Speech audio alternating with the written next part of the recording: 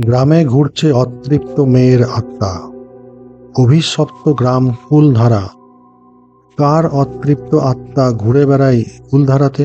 রাজস্থানের একটি ভুতুড়ে গ্রাম হিসাবে পরিচিত কুলধারা গত প্রায় ৩০০ বছর ধরে জনশূন্য অবস্থায় পড়ে আছে। কার অতৃপ্ত আত্মা ঘুরে বেড়াচ্ছে এখানে? গ্রামের বিস্তীর্ণ এলাকা জুড়ে অসংখ্য ঘরবাড়ি, তবে কোনোটাতেই লোকজনের দেখা নেই।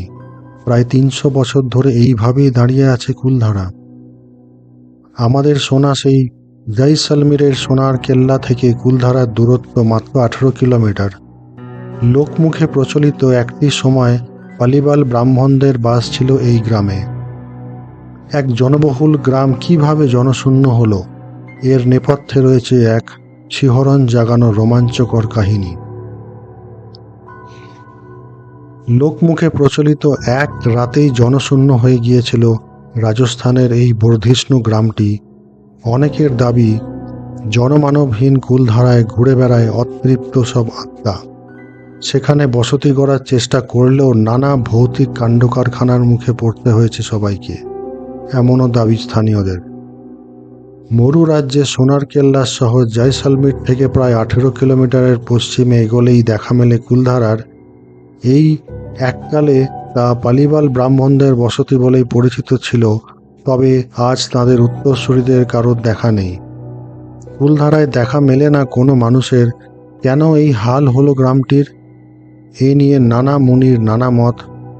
অনেকের মতে রাজরাজের যুগে জয়সলমীরের প্রধানমন্ত্রী সালিম সিংহের কুনজর পড়েছিল গ্রাম প্রধানের মেয়ের দিকে। জোর করে তাকে বিয়ে করতে চেয়েছিলেন সালিম। সেই জন্যই গ্রামবাসীদের হুঁশিয়ারিও দিয়েছিলেন, সালিম নাকি যা চান তাই হাসিল করে ছাড়েন। গ্রাম প্রধানের মেয়েকে তার হাতে তুলে না দিলে ফল ভালো হবে না বলে সতর্কও করেন তিনি। এর অন্যথা হলে গ্রামবাসীদের খাজনা বাড়িয়ে দেওয়া হবে বলেও হুমকি দিয়েছিলেন। বিপদ বুঝে তড়িঘড়ি ৮৫টি গ্রামের পরিষদের সঙ্গে বৈঠকে বসেন পালিবাল ব্রাহ্মণেরা।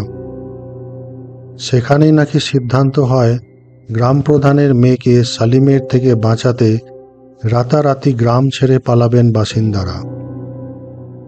এবং তাই করেছিলেন কুলধারা। এক রাতে ফাঁকা হয়ে গিয়েছিল পুরো গ্রাম। কয়েকটি গাছ ছাড়া প্রাণের চিহ্ন নেই সেই গ্রামে। তবে কৌতূহলী পর্যটকদের ভিড় লেগেই থাকে। সালিম এবং গ্রাম প্রধানের মেয়ের কাহিনীতে অনেকে আবার প্রেমের অনুষঙ্গ খুঁজে পেয়েছিলেন। তাদের দাবি, গ্রাম প্রধানের মেয়ের প্রেমে পড়েই তাকে বিয়ে করতে চেয়েছিলেন সালিম, তবে তাতে নারাজ ছিলেন গ্রামবাসীরা।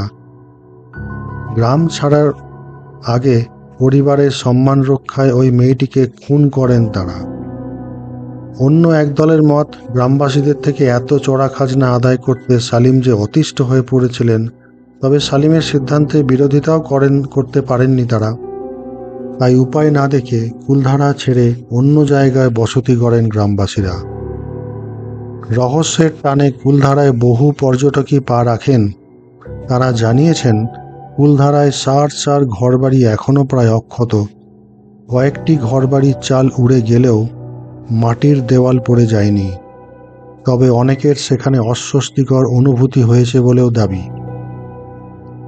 স্থানীয়দের দাবি, আজও গ্রাম প্রধানের মেয়ের অতৃপ্ত আত্মা ঘুরে বেড়ায় এই কুলধারায়। যদি এই নিয়ে তর্ক আজও অব্যাহত, তবে লোককথা ছাড়া ইতিহাসে কুলধারার উল্লেখ রয়েছে। ত্রয়োদশ শতকে রাজস্থানের পালি শহরের থেকে জয়সলমীরের এলাকায় কুলধারার গ্রামে বসতি গড়েন সেখানকার বাসিন্দারা। ১৮১৫ সালে তা জনশূন্য হয়ে যায় বলেই দাবি। ১৮৯৯ সালে লক্ষ্মীচন্দ্রের লেখা তারিখ-ই জয়সলমীরের বইটিতে কুলধারার বিষয়ে নানা তথ্য পাওয়া যায়। তাতে নাকি লেখা আছে, এই গ্রামের কারহান নামে এক পালিবাল ব্রাহ্মণ প্রথম বসবাস করতে শুরু করেছিলেন। মূলত যোধপুরের পালিবাল সম্প্রদায়ের ব্রাহ্মণেরাই এই গ্রামে বসবাস করতেন। কৃষিকাজের পাশাপাশি ব্যবসা বাণিজ্যের মধ্যেও তাদের আয়তন ছিল। কুলধারায় অন্তত ৪১০টি ঘরবাড়ি প্রায় ভগ্নাবশেষ হয়ে রয়েছে। সেই সঙ্গে ৩টি সমাধিক্ষেত্রও পাওয়া গিয়েছে। তবে একাধিক কুয়ো, তবে তা থেকে জল ভরার কেউ নেই। 300 বছর আগেকার এই বর্ধিষ্ণু গ্রাম থেকে রাতারাতি নাকি লোকজন সব গায়েব হয়ে গিয়েছে। কিন্তু কেন, এখনো রহস্যের সমাধান হয়নি। এই রকম ভূতের গল্প শুনতে হলে চ্যানেলটিকে অবশ্যই লাইক, শেয়ার এবং সাবস্ক্রাইব করবেন। ভালো থাকবেন, আবার দেখা হবে শীঘ্রই পরের গল্পে।